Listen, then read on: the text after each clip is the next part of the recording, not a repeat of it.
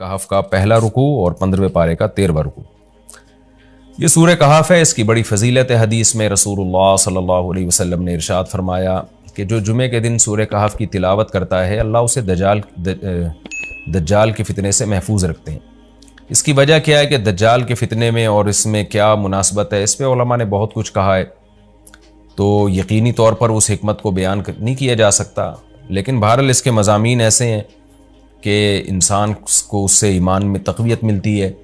اور بڑی بات یہ ہے کہ رسول اللہ صلی اللہ علیہ وسلم نے جب کسی چیز کے بارے میں ہمیں بتا دیا تو پھر ہمیں اس کی حکمت سمجھ میں نہ بھی آئے تو ہمیں بس اس پر ایمان لانا چاہیے۔ تو دجال کے فتنے سے بچنے کے لیے اگر کوئی جمعے کے دن اس کا اہتمام کرتا ہے تو انشاءاللہ اس کو فائدہ ہوگا۔ دجال کے فتنے سے بچنے میں سرسری غور سے ایک بڑی حکمت یہ معلوم ہوتی ہے کہ اللہ تعالیٰ نے بڑے بڑے قدرت کے اپنے نمونے دنیا میں دکھائے ہیں، جیسے اس میں خضر علیہ السلام کا واقعہ آئے گا، اصحاب کہف کا واقعہ، ذوالقرنین کا واقعہ، کہ کیسی اللہ نے ان کے ہاتھوں پہ اپنی قدرت کو ظاہر کیا۔ تو یہ اللہ تعالیٰ کے مختلف کام ہیں، یاجوج ماجوج کا تذکرہ بھی آئے گا اس میں۔ تو اس میں ہمیں پتہ چلتا ہے کہ اللہ کی قدرتوں میں بہت بڑی بڑی قدرتیں، اللہ مخلوق سے بھی بعض دفعہ بڑے بڑے کام لے لیتے ہیں۔ تو دجال بھی اللہ کی ایک مخلوق ہوگا، تو وہ اگر بڑے بڑے محیر العقول کام دکھا رہا ہے تو یہ اس کی علامت نہیں ہوگی کہ یہ خدا ہے۔ جیسے ذوالقرنین سے اللہ نے بڑا کام لیا تو وہ خدا تھوڑی بن گئے، اور خضر علیہ السلام کے ذریعے اللہ نے مردے کو زندہ ایک جو ہے نا وہ دیوار کو سیدھا کروا دیا اور تختہ جڑوا دیا، اور کچھ انہوں نے اللہ کے بتانے سے غیب کی خبریں بتا دیں، تو اس سے وہ خدا تو نہیں بن گئے۔ اور جو اس طرح اصحاب کہف کئی سو یعنی 300 سال تک غار میں سوتے رہے تو اس سے وہ خدا نہیں بن گئے۔ تو ایسے ہی دجال کے جب ہم محیر العقول واقعات دیکھیں گے تو یہ اس کی علامت نہیں ہے کہ یہ خدا ہے، بلکہ اللہ کی مخلوق ہے۔ تو اللہ تعالیٰ نے جیسے پچھلے پیغمبروں میں ایسے واقعات رونما ہوئے اور مقصد لوگوں کی آزمائش تھا، تو دجال بھی لوگوں کی آزمائش ہی کے لیے آئے گا۔ اور بہت ساری حکمتیں ہیں جو علماء نے بیان کی ہیں۔ اچھا، یہ جو جمعے کے دن سورہ کہف پڑھنے کی فضیلت ہے، تو یہ جمعے کی رات کو اگر کوئی پڑھ لے تو بھی یہ فضیلت حاصل ہو جائے گی، تو کیونکہ روایات میں جمعے کی رات کا بھی تذکرہ ملتا ہے اور جمعے کا بھی تذکرہ ملتا ہے۔ الحمدللہ الذی، تمام تعریفیں اس اللہ کے لیے ہیں، انزل علی عبدہ الکتاب، جس نے اپنے بندے پر کتاب کو نازل کیا، ولم یجعل لہ عوجا، اور اس کتاب میں اس نے کوئی کجی نہیں رکھی۔ یہ قرآن کا کمال ہے، آپ الحمد سے لے کے والناس تک پڑھیں، 2 اور 2 4 کی طرح اس کی آیتیں اور اس کے مضامین سمجھ میں آتے ہیں۔ قرآن کے علاوہ کوئی بھی مذہبی کتاب آپ پڑھ لینا تو آپ کو سمجھ میں نہیں آئے گی کہ یہ کیا کہا جا رہا ہے اس میں، اور وہ باتیں نیچر کو اپیل بھی نہیں کریں گی، اور انسان وسوسوں کا شکار ہو جائے گا اور مصیبت میں پڑ جائے گا۔ لیکن قرآن کے دعوے کتنے واضح ہیں، اور دعووں میں تناقض نہیں ہے۔ قرآن نے کہا خدا ایک ہے، ہر جگہ یہی کہا کہ ایک ہے۔ محمد صلی اللہ علیہ وسلم کو کہا کہ نبی ہیں، بشر ہیں، نبی ہیں، تو بشریت کو ثابت کیا قرآن نے۔ جہاں نبی صلی اللہ علیہ وسلم سے اوٹ پٹانگ معجزوں کا مطالبہ کیا گیا تو بتا دیا گیا میں بشر ہوں۔ ایک ہی دعویٰ رہا ہے مسلسل شروع سے آخر تک، اور آخری نبی ہونے کا جب دعویٰ کیا گیا تو آخری ہی، یہ نہیں کہ پھر قرآن میں اشارے دے دیے ہوں کہ کوئی اور نبی بھی آئے گا۔ تو تناقض نہیں ہے قرآن میں۔ نماز کو فرض کیا تو نماز فرض ہے۔ تو یہ جتنے مضامین، پھر اخلاقیات کی جو تعلیم دی وہ تعلیم سیم ہے۔ تو یہ ہے کہ عوج نہیں ہے، بالکل نیچر کو اپیل کرنے والی 2 اور 2 4 کی طرح صاف ستھری باتیں ہیں قرآن مجید میں۔ یہ خود قرآن کا ایک بہت بڑا معجزہ ہے۔ آپ کبھی بھی کسی جھوٹے آدمی کو جب سنیں گے نا، اس کی باتوں میں ٹکراؤ بہت ہوگا۔ میں ایک دفعہ تحقیق کر رہا تھا، یہ منکرین حدیث جو ہیں جنہوں نے کہا، دعویٰ کیا کہ حدیث حجت نہیں ہے، تو ہمارے شیخ حضرت مفتی رشید احمد صاحب رحمہ اللہ تعالی نے اصل الفتاویٰ کی 2 جلد میں ان کے خلاف بہت کچھ لکھا ہے۔ تو اس میں ایک بڑی دلچسپ بات یہ تھی کہ جب یہ منکرین حدیث کا جو بانی ہے نا، پرویز نام تھا اس کا، پورا نام اس وقت ذہن میں نہیں ہے، تو اس کی کتابوں سے حضرت نے تناقض نکالا۔ مفتی رشید احمد صاحب رحمۃ اللہ علیہ نے تناقض کیا نکالا؟ ایک جگہ لکھ رہا ہے کہ حدیث حجت نہیں ہے، دوسری جگہ لکھ رہا ہے کہ حدیث حجت تو ہے لیکن جن ذرائع سے ہم تک پہنچی وہ ذرائع حجت نہیں ہے، اور ایک جگہ لکھ رہا ہے کہ حدیث حجت بھی ہے لیکن صرف نبی صلی اللہ علیہ وسلم کے دور تک کے لیے حجت ہے، ہمیشہ کے لیے حجت نہیں ہے۔ تو ایسے کئی تناقض، تو اس میں حضرت نے لکھا کہ اس سے پتہ چلتا ہے کہ یہ بیچارہ خود اس کو پتہ نہیں ہے کہ یہ اس کا دعویٰ کیا ہے. یعنی اس سے صاف واضح ہوتا ہے کہ ان کا مقصد صرف اور صرف ہمیں اسلام سے ہٹانا ہے، اور حدیث کو مشکوک قرار دے کر، کیونکہ زیادہ تر جو قوانین ہمیں اسلام کے ملتے ہیں وہ تو قرآن میں بہت کم ملتے ہیں، وہ تو احادیث میں ملتے ہیں. قرآن تو زیادہ تر عقیدے کی بات کرتا ہے، آخرت کے تصور کو ہماری نظروں میں اجاگر کرتا ہے، اخلاقیات سکھاتا ہے، مسائل، فقہی مسائل، وہ تو زیادہ تر احادیث میں ہے. اسلامی قانون جسے ہم کہتے ہیں، تو مقصد اس کا یہ ہے کہ اسلامی قانون سے کسی طرح لوگوں کو ہٹایا جائے. تو جیسے جس وقت بن پڑی وہ دعویٰ اس نے کر دیا. کبھی مجلس دیکھی کہ یار اس وقت یہ دعویٰ کرنا زیادہ مناسب ہے کہ حدیث حجت تو ہے لیکن جن ذرائع سے پہنچی وہ ذرائع قابل اعتماد نہیں ہے، تو وہاں اس نے یہ دعویٰ کر دیا. تو جھوٹا آدمی کسی ایک بات پہ ٹکتا نہیں ہے. آپ مرزا غلام احمد قادیانی کے دعووں کو دیکھ لیں اس کی کتابوں میں، کہیں وہ لکھتا ہے کہ میں نبی نہیں ہوں، میں تو امام ہوں، اور کہیں لکھتا ہے کہ میں، شروع میں اس نے یہ دعویٰ کیا تھا کہ میں نبی نہیں ہوں، میں امام مہدی ہوں.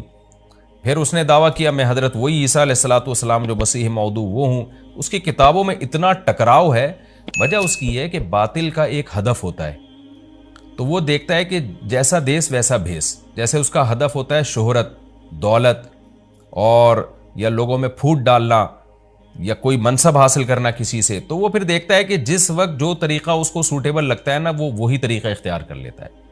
تو ہر باطل میں یہ ہوتا ہے. آج بھی ہم دیکھتے ہیں جو اہل باطل ہوتے ہیں وہ کسی ایک بات پہ ٹکتے نہیں ہیں. ایک تو ہوتا ہے نا انسان سے غلطی سے ایک دعویٰ ہو گیا اس سے رجوع کر لے، وہ ایک الگ چیز ہے، وہ تو ہر انسان سے خطا ہو سکتی ہے.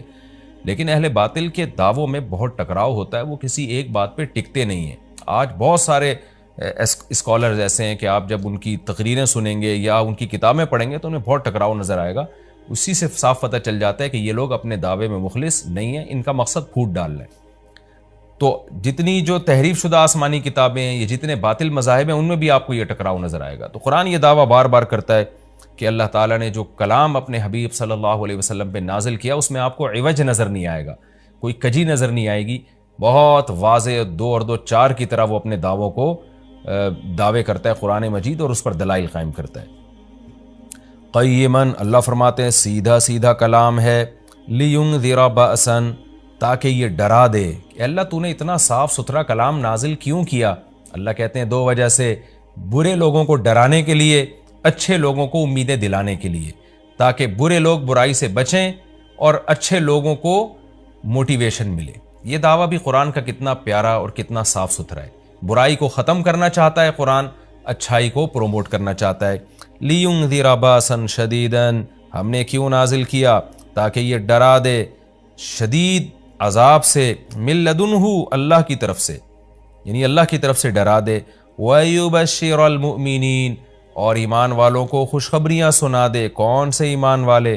الَّذِينَ يَعْمَلُونَ الصَّالِحَاتِ، جو اچھے اعمال کرتے ہیں. کیا خوشخبری سنا دے؟ أَنَّ لَهُمْ أَجْرًا حَسَنًا، کہ ان کو اجر ملے گا بہت اچھا، اور ایسا اجر ملے گا مَاكِثِينَ فِيهِ أَبَدًا، رہیں گے اس اجر میں وہ ہمیشہ ہمیشہ. وَيُنذِرَ الَّذِينَ قَالُوا، اور تاکہ یہ کلام ڈرا دے ان لوگوں کو، الَّذِينَ قَالُوا، جو کہتے ہیں اتخذ اللہ ولدا.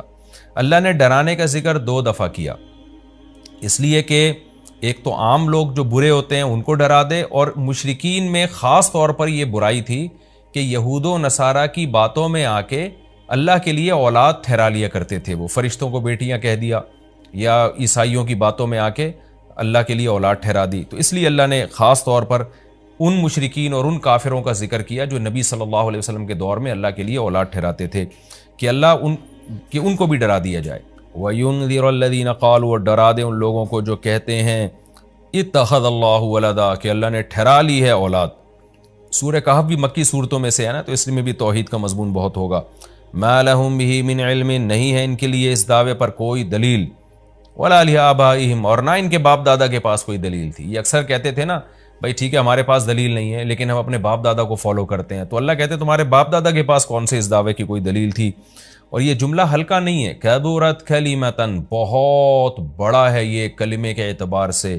ایسا کلمہ جو ان کی منہ سے نکلتا ہے، منہ سے نکلنے والا کلمہ، یہ بہت بڑا کلمہ ہے، بہت بھاری ہے زمین اور آسمان پر، کہ اللہ کے لیے اولاد ٹھہرا دی. ان یقولون الا کذبا، نہیں بولتے یہ لوگ مگر نرا جھوٹ بولتے ہیں یہ. فَلَعَلَّكَ بَاخِعٌ نَفْسَكَ عَلَىٰ آثَارِهِمْ۔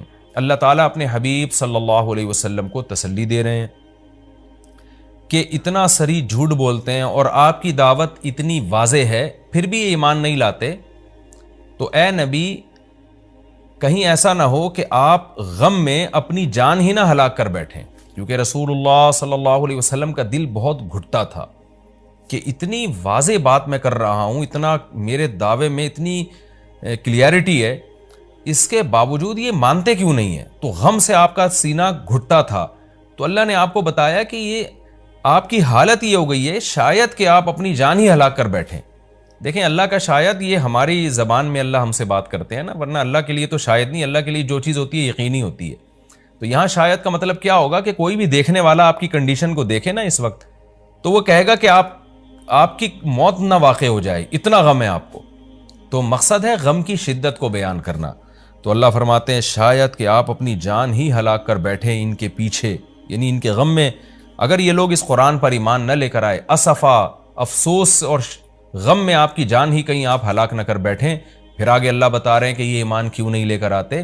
آپ غم نہ کریں، آپ کی دعوت میں کوئی کمی نہیں، آپ کے دلائل میں کوئی کمی نہیں، ایمان نہ لانے کی وجہ ہم بتاتے ہیں کیا ہے۔ کچھ لوگ لائیں گے، کچھ نہیں لے کر آئیں گے، وجہ کیا ہے وہ ہم بتا رہے ہیں اگلی آیت میں، اِنَّا جَعَلْنَا مَا عَلَى الْأَرْضِ، ہم نے بنایا ہے ہر اس چیز کو جو زمین کے اوپر ہے، زینت اللہ، زمین کے لیے یعنی زمین والوں کے لیے زینت، اٹریکٹیو بنایا ہم نے۔ زمین اجڑی ہوئی ہوتی، کسی کا دل ہی نہ لگتا زمین میں، تو سارے آخرت ہی کی فکر میں لگ جاتے، لیکن زمین میں اٹریکشن ایسی پیدا کر دی ہے کہ یہ اللہ سے غافل کرتی ہے، حق سے دور کرتی ہے۔ ہر آدمی اس زمین کی زینت کو حاصل کرنے کی کوشش کرتا ہے۔ زینت وہ چیز ما یتزین، جو مزین ہوتی ہے اور جس کی طرف انسان کی اٹریکشن ہوتی ہے، چاہے حقیقت میں وہ اٹریکشن کے قابل ہو یا نہ ہو۔ جیسے گندگی کا ڈھیر ہے، اٹریکشن نہیں ہوتی، لیکن آپ نے اس کے اوپر ایک خوبصورت ململ کا کپڑا ڈال کے خوشبو چھڑک دی تو اب وہ دیکھنے میں بھلی لگنے لگے گی۔ تو جو چیز دیکھنے میں بھلی لگتی ہے اس کو مزین کہا جاتا ہے، چاہے حقیقت میں ہو یا نہ ہو۔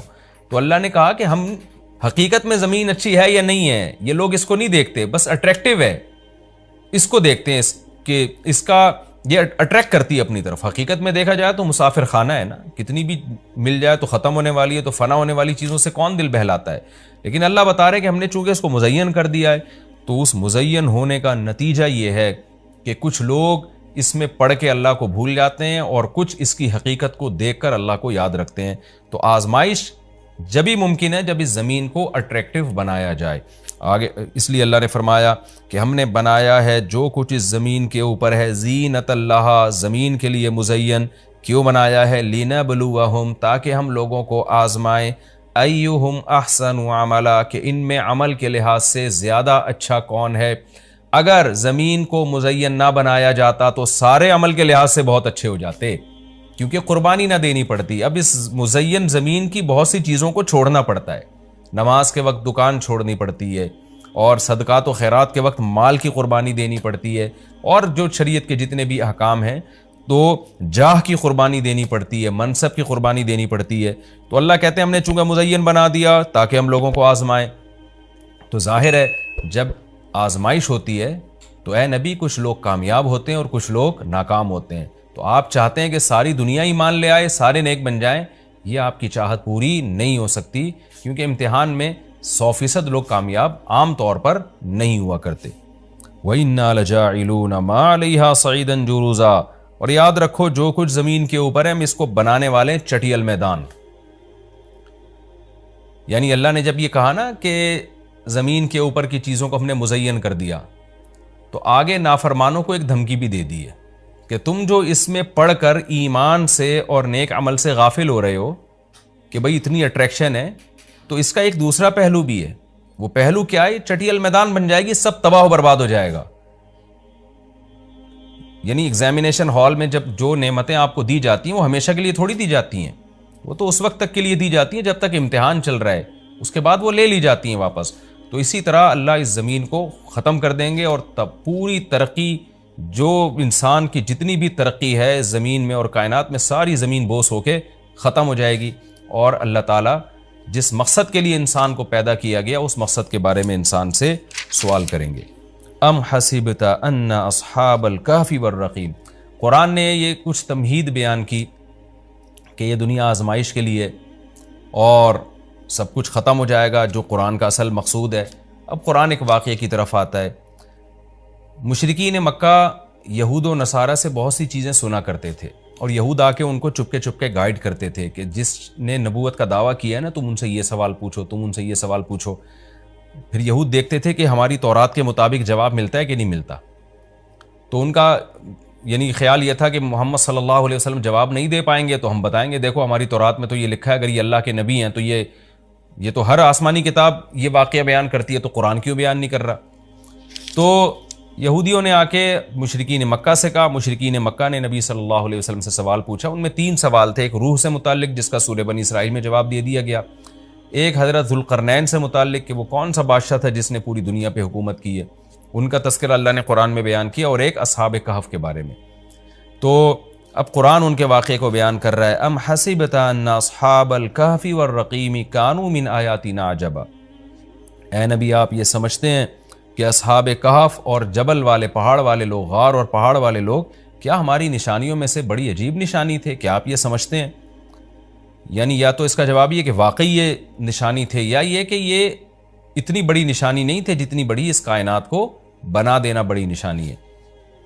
اذ اول فتیتو، اللہ نے اس واقعے کو بیان کیا، اس وقت کو یاد کرو جب چند نوجوانوں نے ٹھکانہ پکڑا الی الکہف، ایک بڑے غار کی طرف، فقالو، پھر کہنے لگے۔ اب دیکھیں قرآن جب واقعہ بیان کرتا ہے نا، تو سوال تو مشرکین نے اصحاب کہف کا پوچھا تھا، بتا دیا جاتا بھئی ایک زمانے میں اصحاب کہف تھے جو مشرک بادشاہ تھا، جس کے ظلم سے تنگ آ کے وہ علاقہ چھوڑ کے چلے گئے، اور 300 سال غار میں رہے، اور پھر 300 سال کے بعد